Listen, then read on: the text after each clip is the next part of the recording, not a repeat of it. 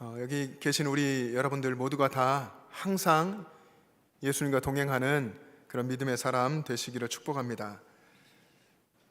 우리가 사순절을 보내고 있는데 사순절 하면 제일 먼저 떠오르는 단어가 아마 십자가일 겁니다. 여러분 보시기에 저의 뒤에 배경에 영상으로는 안 잡히지만 십자가가 있잖아요. 그만큼 사순절 하면 십자가 이렇기 때문에 이렇게 배경의 이미지도 그렇고 우리는 그렇게 생각을 되게 합니다. 사순절에 나를 위한 예수님의 십자가를 묵상하고 또 예수님의 뒤를 따라가는 십자가의 길, 십자가의 삶에 대해서 묵상합니다. 예수님이 걸어가신 길이고 또 우리도 걸어가야 할 십자가의 길은 주님이 주시는 힘으로만 갈 수 있습니다. 주님과 함께 해야만 갈 수 있는 길이 십자가의 길입니다. 나 스스로, 내 결단으로, 내 힘만으로는 갈 수 없는 길, 나의 힘으로는 한 발자국도 온전하게 앞으로 나아갈 수 없는 그런 길이 십자가의 길입니다. 그래서 우리가 신앙생활을 할 때마다, 신앙생활을 하며 힘든다고 느껴질 때마다 우리는 십자가의 예수님을 바라봐야 합니다. 세상 끝날까지 너희와 항상 함께 있으리라 약속하신 예수님을 바라봐야 합니다. 여러분, 복음서의 이 뒤에 부분에 보면 이 이야기가 있습니다. 예수님께서 제자들과 최후의 만찬을 나누신 후에 예수님이 제자들에게 말씀하시죠. 너희가 다 십자가 앞에서 나를 버리고 도망할 것이다. 이 말씀을 들은 베드로나 제자들 아마 충격적이었을 겁니다. 이렇게 3년 동안 열심히 따라다니고 있는데 예수님 그렇게 말씀하시다니 충격으로 아마 다가왔을 거고, 그래서 베드로는 힘껏 항변했습니다. 모두가 다 주님을 버릴지라도, 여기 옆에 있는 다른 제자들 다 버릴지라도 나는 결코 버리지 않겠습니다. 이 대답을 들으신 예수님이 내가 오늘 밤 닭 울기 전에 나를 3번 부인하리라. 이 말을 듣고 베드로는 또 한 번 힘차게 선언했습니다. 제가 주님과 함께 죽을지언정 주님을 결코 부인하지 않겠습니다. 베드로가 자기 목숨을 걸고 호언장담한 거죠. 목숨까지 걸었습니다. 죽을지언정 주님 부인하지 않겠습니다. 베드로의 이 말을 듣고서 다른 제자들도 똑같이 말했습니다. 죽을지언정, 죽을지 몰라도 그럴지라도 예수님이 가시는 그 십자가의 길을 저는 따라가겠습니다. 이렇게 말을 했는데 정작 십자가 앞에서는 베드로를 포함한 제자들 모두가 다 도망했고 따라갔더라도 예수님을 부인하고 맹세하고 저주하기까지 했습니다. 정말 나약하기 그지없는 제자들의 모습이죠. 근데 그런 제자들을 지탄할 자격이 제게 없다는 것을 깨달았습니다. 말만으로는 대단한 신앙인 같은데 실제로는 삶은 그렇지 못한 것이 제자들이나 저나 별반 다르지 않다는 생각이 들었습니다. 베드로는 예수님이 가시려는 그 길이, 그 십자가의 길이 무엇인지 제대로 알지 못하고 호언장담을 했습니다. 그리고 십자가 앞에서는 자기의 육신의 안일함을 위해서 예수님을 부인했습니다. 여러분, 근데 이런 모습으로 사는 것이, 또 이런 모습으로 사는 그리스도인들이 많다고 하는 것, 우리 주변에 많이 있다고 하는 것, 여러분 그런 생각을 해보셨습니까? 매년 사순절이 되면 예수님의 십자가를 묵상하고 십자가의 길을 걷겠다고 다짐하면서도 실제로는 작은 고난조차도 싫어하고 자신의 안일과 형통함만을 갈구하는 그런 것이 우리들 모습 아닙니까? 예수님의 십자가를 사랑하고 십자가 복음으로 살아가야 할 그리스도인들이 실제로는 다른 것을 사랑하고 다른 것들을 갈구하고 다른 것들을 추구하며 살고 있는 것입니다. 그리스도인들, 여기 여러분들이 그리스도인들이 있잖아요. 그리스도인들이 꿈꾸는 것은 세상 사람들이 꿈꾸는 거와는 달라야 합니다. 그런데 그렇지 않다는 것이죠. 달라야 하는데 그렇지 않다는 것입니다. 그리스도인들은 예수님이 바라보셨던 십자가를 바라보고 십자가 너머의 부활과 영광을 소망해야 합니다. 그런데 많은 그리스도인들이 십자가 앞으로 나아가지도 않고 십자가보다는 육신의 안위를, 또 고난보다는 형통함을 갈구하는 어쩌면 그런 연약한 믿음으로 살아가고 있습니다. 세상 사람들과 달라야 하는데 다르지 않다는 것이죠. 오늘 설계 제목을 참 고민을 많이 하다가 십자가 형통의 길이라고 했습니다. 십자가 형통의 길. 언뜻 생각하면 이상한 말 같죠. 십자가 형통의 길. 여러분이 이 말의 의미를 깨닫게 되기를 바랍니다.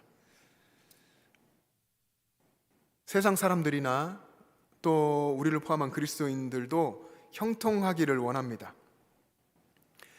근데 세상이 추구하는 형통과 그리스도인들이 누리는 형통은 다른 것입니다. 여러분이 형통이라는 단어를 검색해 보면, 여러분 예배를 마치고 여러분 핸드폰으로나 검색을 해보시면 형통이 모든 일이 뜻대로 잘 되어감이라고 나올 겁니다. 모든 일이 뜻대로 잘 되어감. 이건 세상이 말하는 형통이죠. 그러면 예수님을 믿는 우리가 알아야 할, 그리고 성경이 말하는 형통은 무엇일까요? 형통이라는 단어가 여러분 구약 성경에 68번 나옵니다. 형통이란 단어 구약 성경에 68번. 여러분 형통이라는 단어가 성경에 나오는 핵심적인 단어라고 보기는 좀 어려울 것 같은데, 그런 것을 고려한다면 형통이라는 단어가 그래도 성경에 꽤 많이 나오는 겁니다.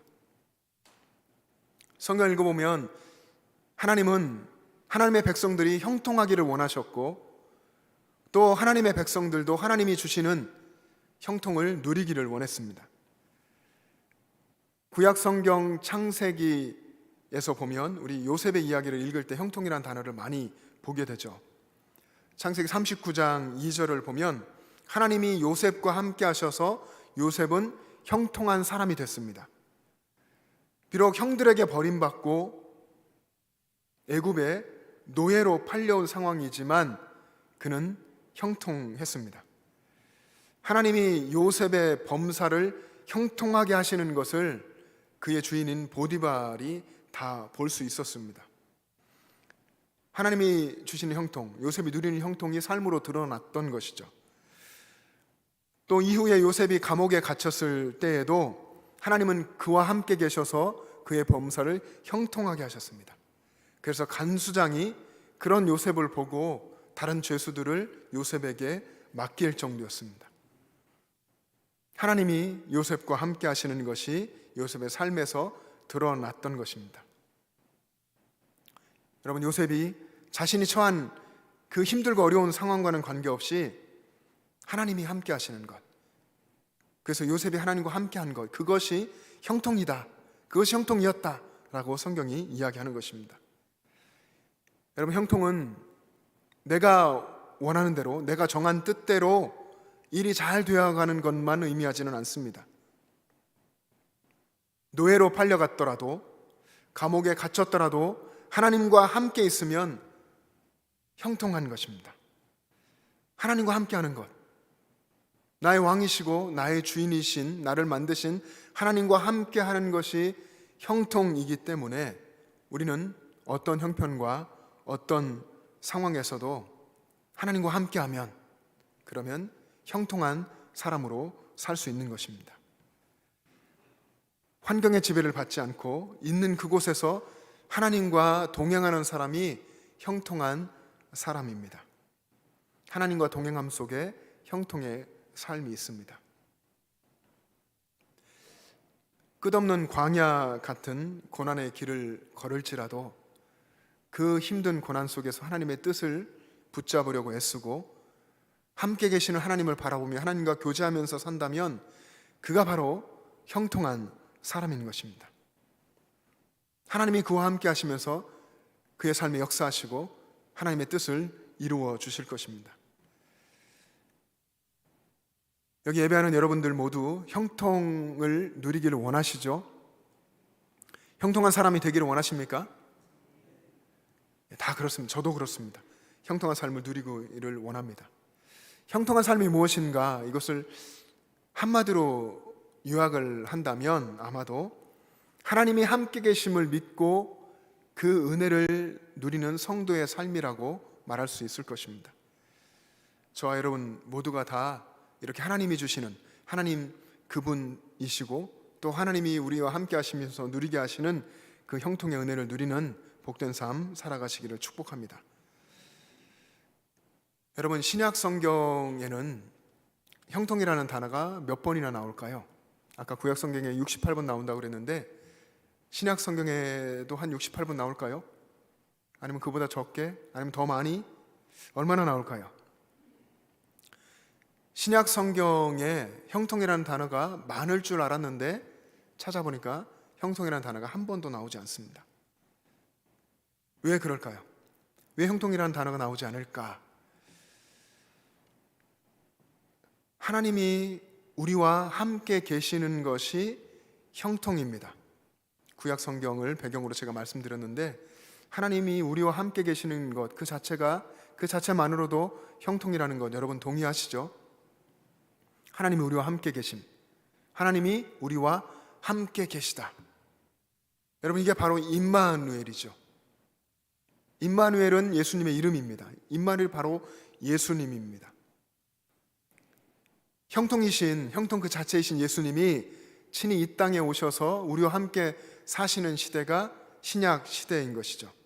형통이라는 의미가 예수님 안에 있는 것입니다. 이사야서에 예언되었고 마태복음 1장 23절에 기록된 말씀을 보면 보라, 처녀가 잉태하여 아들을 낳을 것이요 그 이름은 임마누엘이라 하리라 하셨으니 이를 번역한즉 하나님이 우리와 함께 계시다 함이라. 예수님이 임마누엘이시고 그 뜻이 하나님이 우리와 함께 계시다.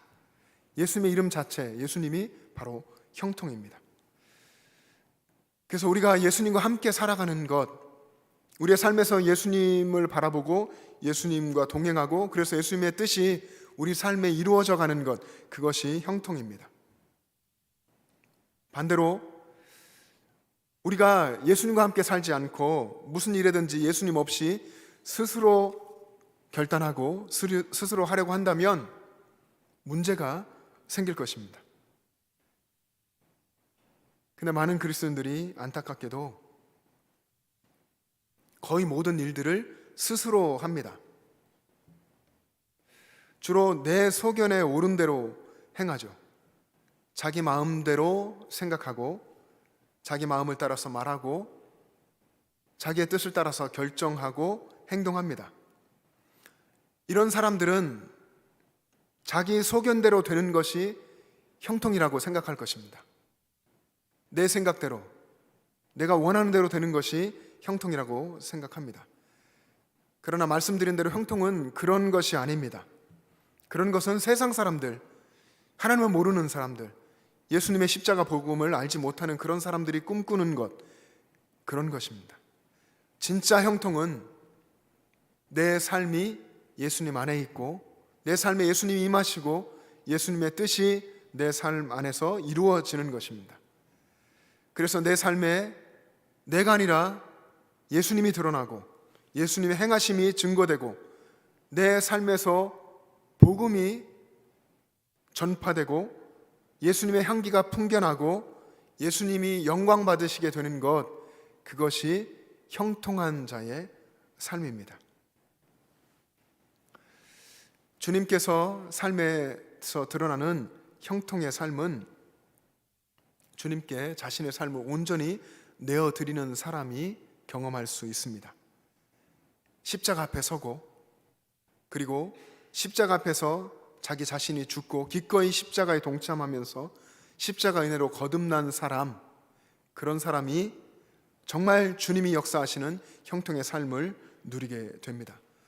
바울은 이런 삶을 자신이 그리스도와 함께 십자가에 못 박혀 죽고 자신 안에 예수님이 사시는, 그리스도께서 사시는 삶이라고 이야기했습니다. 갈라디아서 2장 20절 그 유명한 바울의 고백 한번 같이 읽겠습니다. 뜻을 생각하며 한번 천천히 읽어보겠습니다. 시작. 내가 그리스도와 함께 십자가에 못 박혔나니 그런즉 이제는 내가 사는 것이 아니요 오직 내 안에 그리스도께서 사시는 것이라. 이제 내가 육체 가운데 사는 것은 나를 사랑하사 나를 위하여 자기 자신을 버리신 하나님의 아들을 믿는 믿음 안에서 사는 것이라. 아멘.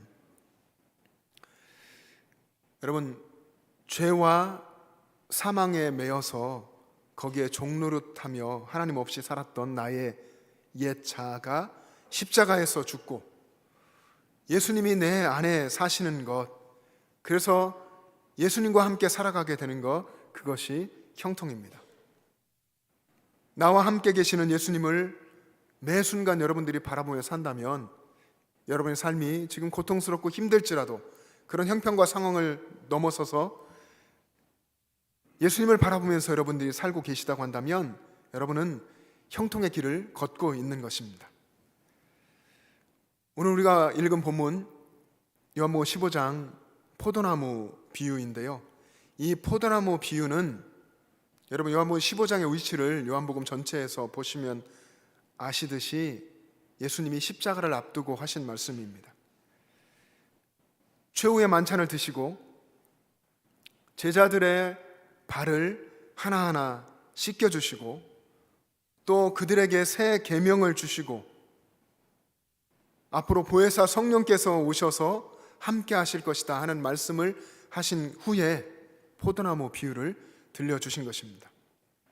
우리가 너무나 좋아하는, 너무나 사랑하는 이 포도나무 비유는 예수님이 십자가 앞에서 우리를 위해서 순환을 다 당하시고 죽으시는 그 십자가 앞에서 제자들에게 주신 마지막 비유입니다.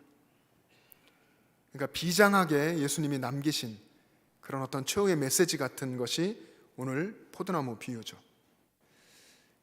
이제 곧 너희들은 나를 보지 못할 것이다. 너희들은 이제 포도나무에 붙은 가지처럼 나와 함께 살아야 한다. 이런 말씀을 예수님이 주신 것입니다.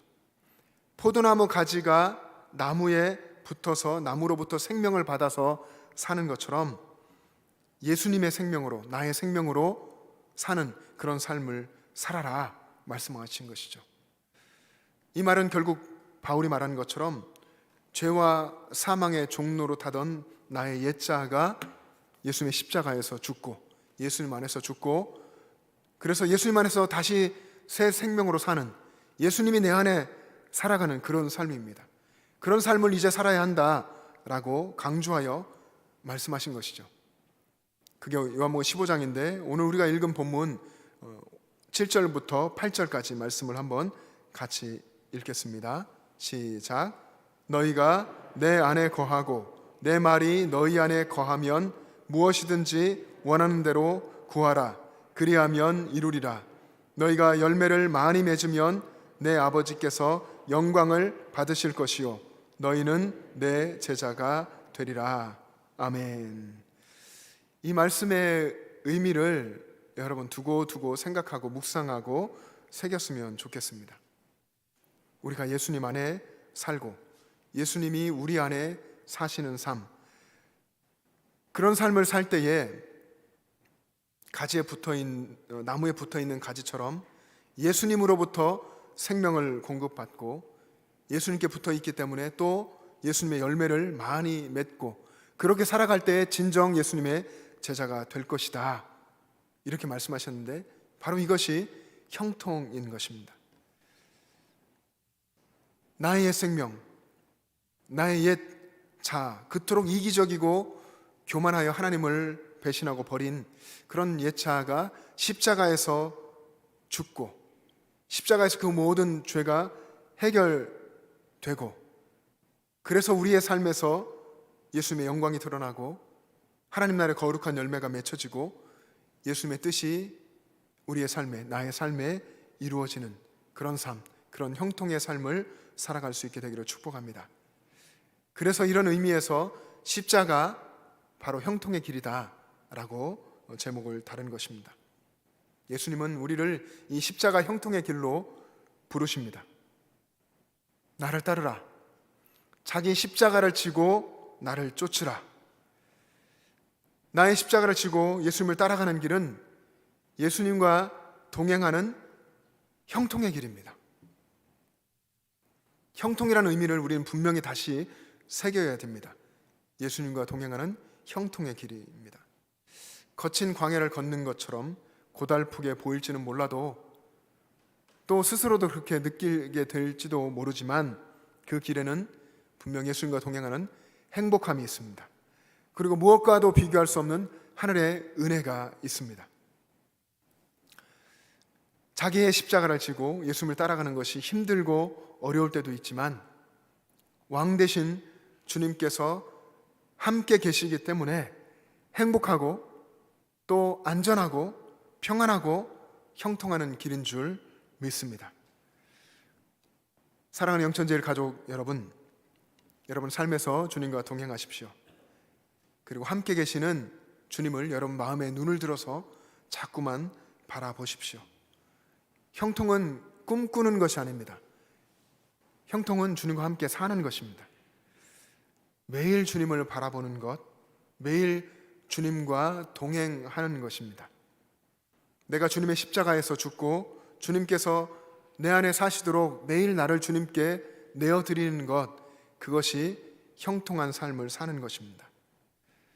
죄와 사망의 종로를 타던, 끊임없이 정말 내가 끊어버리고 싶은, 그렇게 주님 앞에 내려놓고 싶었던 그 옛자가 온전히 죽고서 예수님을 따라가는 그 길이 십자가의 길이고 주님과 동행하는 형통의 길인 것입니다.